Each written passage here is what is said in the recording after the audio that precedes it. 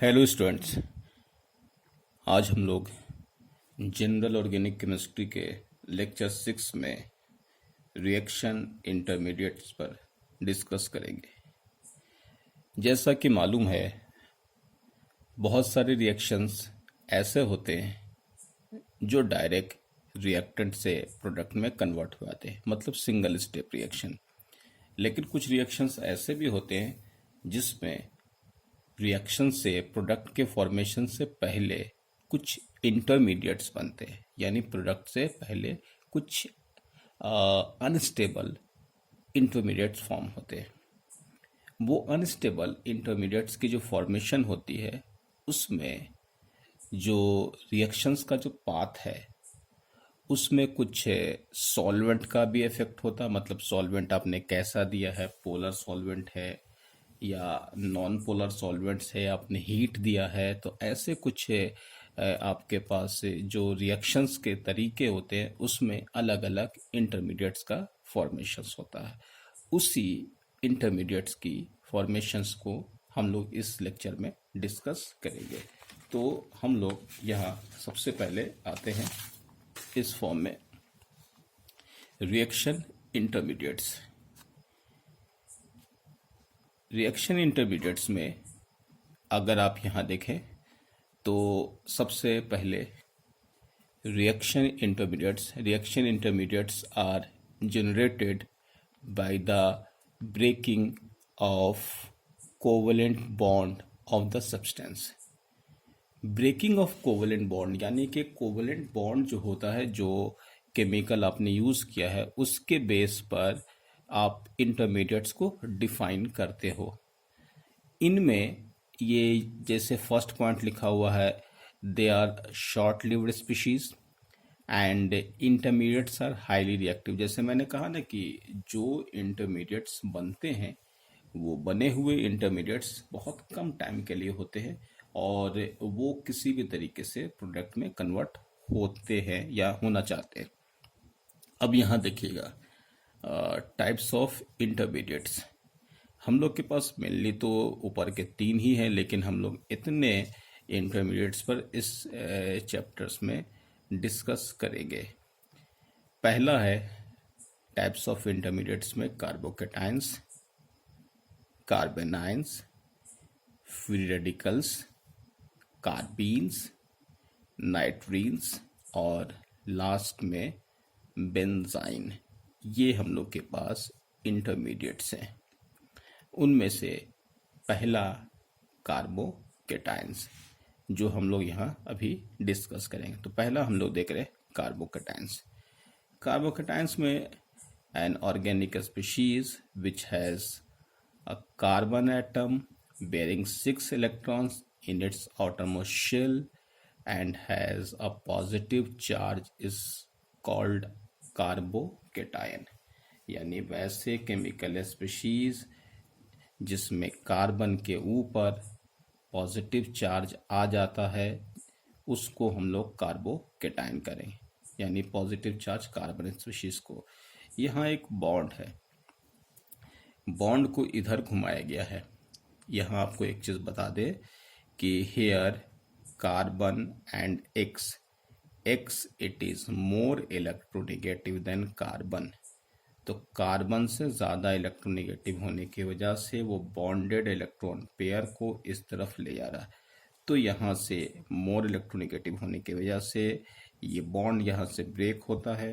Break होने के बाद यहाँ आपके पास पॉजिटिव, क्योंकि ये इलेक्ट्रॉन यहाँ चला गया और क्योंकि इसको एक इलेक्ट्रॉन का गेन हुआ तो माइनस हो गया। और जैसा आपको मालूम है कार्बन के पास खुद के जो इलेक्ट्रॉन है 1, 2, 3 और 4 है।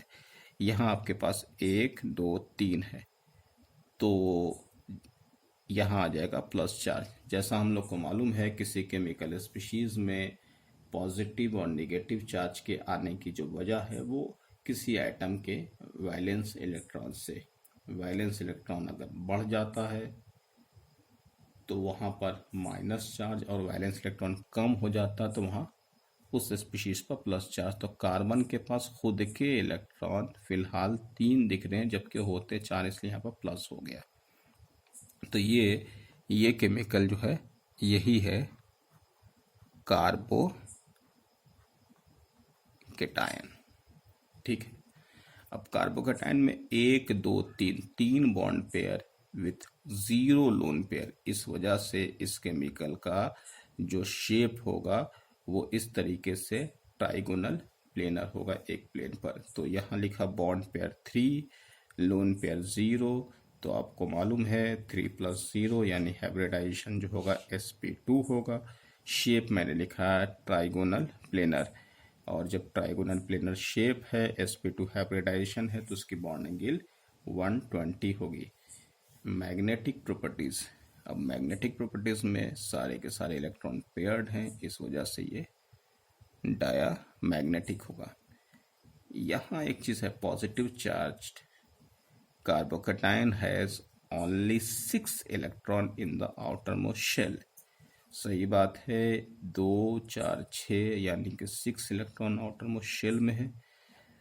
और इट हैज इनकम्प्लीट ऑक्टेट, क्योंकि 8 से कम है तो इसको हम लोग इनकम्प्लीट ऑक्टेट कहेंगे। इनकम्प्लीट ऑक्टेट वाले को हम लोग क्या कहेंगे, इस फॉर्म में लुईस एसिड कहेंगे। तो ये केमिकल क्या हो गया, carbocation, it is a Lewis acid हो गया। दूसरी बात, क्योंकि लुईस एसिड हम लोग को पढ़ा ना कि वैसे केमिकल स्पीशीज जो इलेक्ट्रॉन रिच होते हैं उसको लुईस बेस कहते हैं, जो डेफिशिएंट होते हैं वो लुईस एसिड। तो ये लुईस एसिड है, इलेक्ट्रॉन डेफिशिएंट है। नेक्स्ट में है carbocations are formed in polar solvent, ये इंपॉर्टेंट है। मतलब कार्बोकेटायन्स की जो फॉर्मेशंस होती है वो है पोलर सॉल्वेंट में।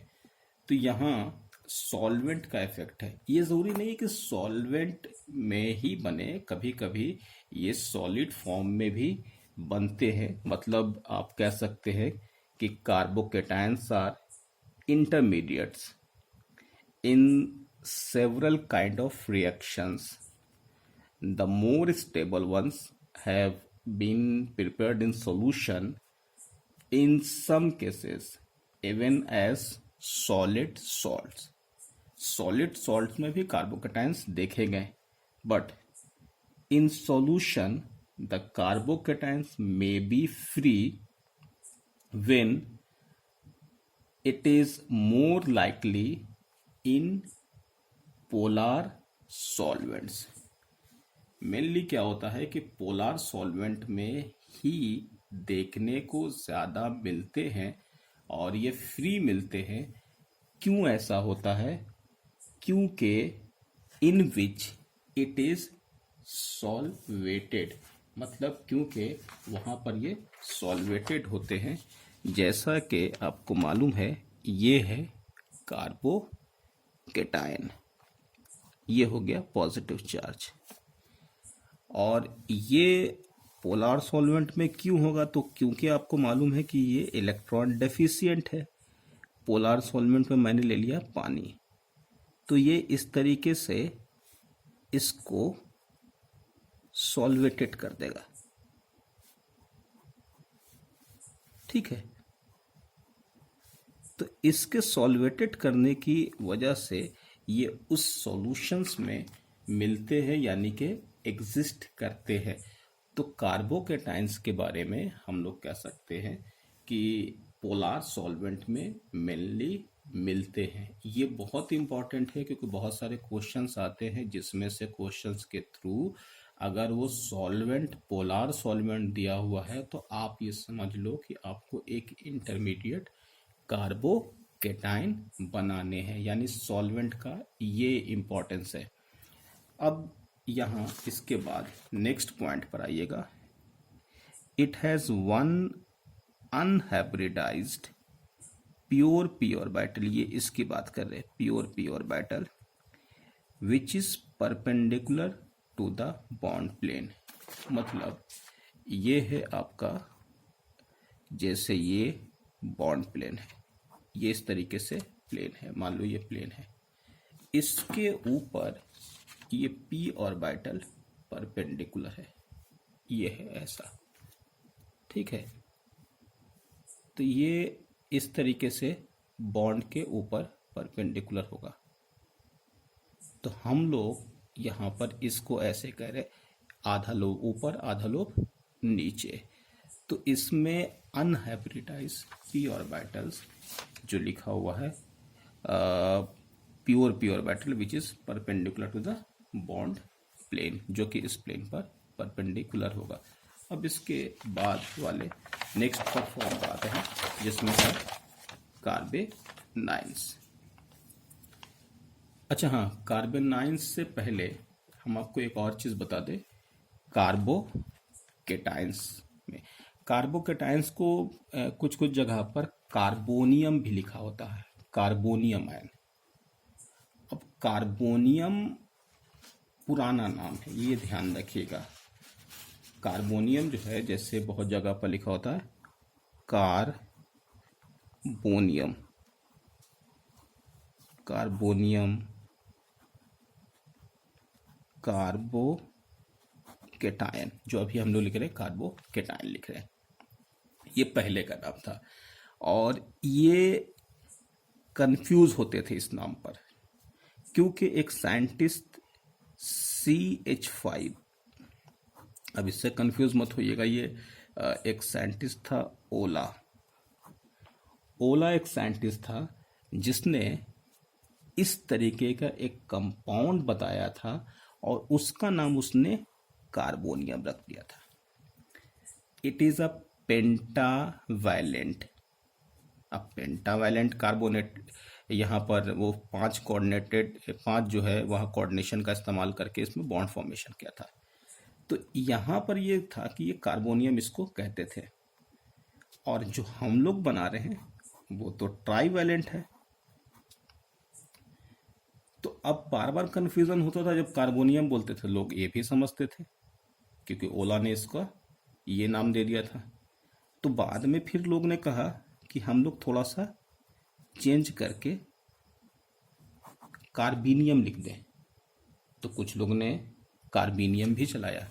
लेकिन फाइनली क्या हुआ कि अब कहा गया कि आप पूरा कंफ्यूजन को हटा करके एक ही नाम का इस्तेमाल करो, जो है कार्बोकेटायन। यानी कि किसी एटम के ऊपर पॉजिटिव चार्ज होता तो उसको कैटायन कहते हो, तो कार्बन के ऊपर पॉजिटिव चार्ज तो कार्बोकेटायन, सोडियम के ऊपर सोडियम कैटायन, मैग्नीशियम को मैग्नीशियम कैटायन।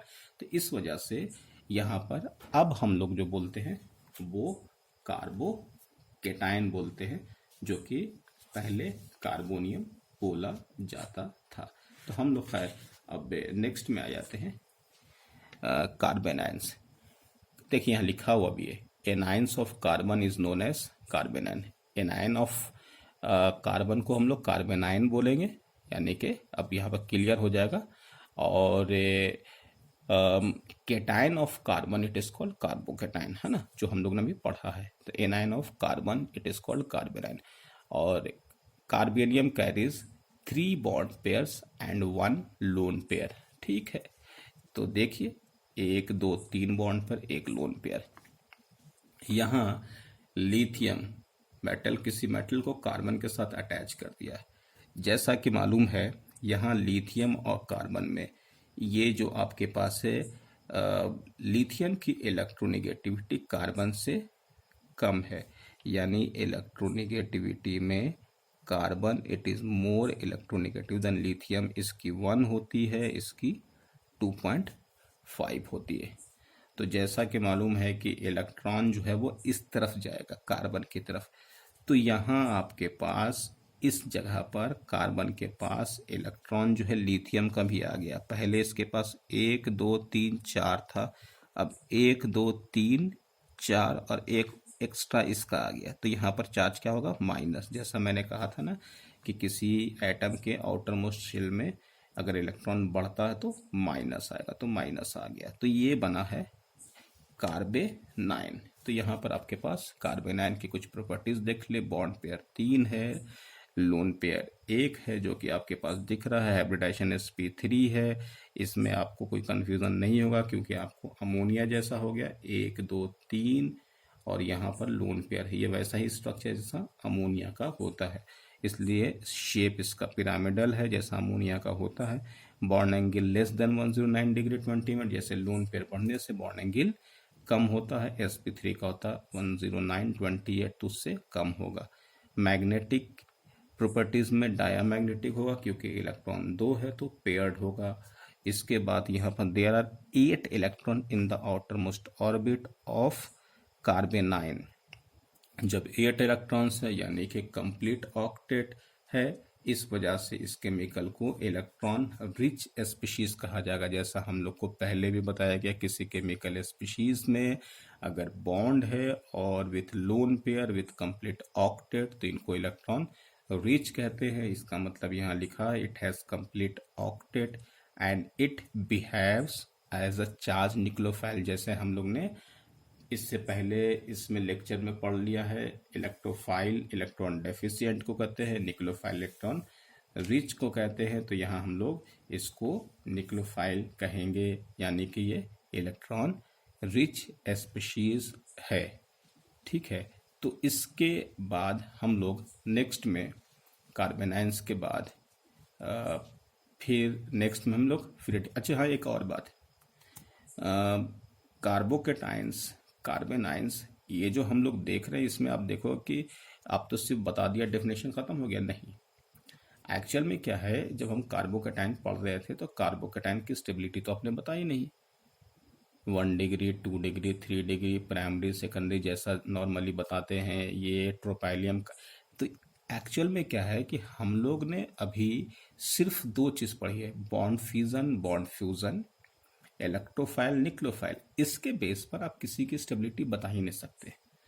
तो हम स्टेबिलिटी ऑफ कार्बोकेटाइन या कार्बेनाइन वो आगे, जैसे इसके बाद हम लोग इलेक्ट्रॉनिक इफेक्ट देखेंगे, इंडक्टिव। तो इंडक्टिव का जो एप्लीकेशन है उस एप्लीकेशन को हम इस्तेमाल करेंगे। फिर उसके बाद नेक्स्ट में जब हाइपर कंजुगेशन पढ़ेंगे तो उसमें इस्तेमाल करेंगे। फिर उसके बाद रेजोनेंस पढ़ेंगे तो उसमें इस्तेमाल करें, यानी कार्बोकेटाइन की स्टेबिलिटी को पार्ट वाइज 3 अलग अलग फॉर्म में है। तो आपको समझ में आया कि इसका मतलब क्या है। इसलिए हम यहाँ पर कार्बोकेटाइन्स की डेफिनेशन के बाद कार्बेनाइंस का डेफिनेशन दिया और इसकी प्रॉपर्टीज आपको मालूम। स्टेबिलिटी हम लोग इसके बाद अलग से डिस्कस करेंगे। खैर, अब नेक्स्ट में आइए, फ्री रेडिकल्स। फ्री रेडिकल्स में लिखा है, एक free radical simply called radical may be defined as a species that contains one or more unpaired electrons। ध्यान दीजिएगा, यहाँ पे एक और एक से ज़्यादा अनपेयर्ड इलेक्ट्रॉन बता रहे हैं वो, इसलिए मैंने लिखा note that is definition includes certain stable inorganic molecules such as NO, NO2 as well as many individual atoms such as sodium and Cl। मतलब यहाँ पर वो ये कह रहे हैं कि ये भी तो रेडिकल ही है ना, N डबल बॉन्ड O, ये ऐसे ले लो, ये भी तो रेडिकल हुआ, 3 इलेक्ट्रॉन हुआ ना, 3 अनपेयर्ड। उसी तरीके से अगर आपने दूसरा केमिकल ले लिया है, एक अनपेयर्ड यहाँ पर हो गया ऐसा NO2 जो बोल रहे थे, इसके बाद वो बोल रहा है सोडियम, इसमें एक अनपेयर्ड है, Cl देखो टोटल ऐसे ले लिया, ये इस तरीके से, तो 7 इलेक्ट्रॉन। तो ये कहा गया कि जो रेडिकल है वो इस तरीके का आपको देखने को मिलेगा। लेकिन मेनली हमको यहाँ पर ऑर्गेनिक कंपाउंड में जो डिस्कस करना है वो है कार्बन फ्री रेडिकल। तो carbon free radicals are odd electron species in which carbon atom bears the odd electron. यहाँ पर ऑड इलेक्ट्रॉन की बात हो रही है। तो इस वाले में यहाँ देखिएगा कि ये आपको HNu के प्रेजेंस में होमोलिटिक क्लीवेज हुआ, जिसमें वो अपने अपने इलेक्ट्रॉन्स को लेकर के अलग हो गए हैं। और इस वजह से, क्योंकि इनके पास ऑलरेडी इलेक्ट्रॉन पहले भी चार्ज था, अभी भी चार्ज है, इसलिए इस पर कोई चार्ज नहीं आया है। और ये ऐसा ध्यान रखिएगा, ऐसे क्लीवेज जब हम लोग करते हैं जिसमें वो खुद के इलेक्ट्रॉन अपने अपने अलग हो जाते हैं, यानी इक्वल डिस्ट्रीब्यूशन ऑफ इलेक्ट्रॉन, जिसको होमोलिटिक क्लीवेज कहा जाता है। ये ऐसा तब होता है जब दो एटम के बीच में इलेक्ट्रोनेगेटिविटी का डिफरेंस या तो ऑलमोस्ट इक्वल हो या जो है कि थोड़ा बहुत का डिफरेंस हो। तो यहाँ देखिए कार्बन की इलेक्ट्रोनेगेटिविटी 2.5 है, इसका 2.1 है, तो इनमें ऐसा क्लीवेज होगा जिसमें वो अपने अपने इलेक्ट्रॉन्स को लेकर के अलग हो जाए।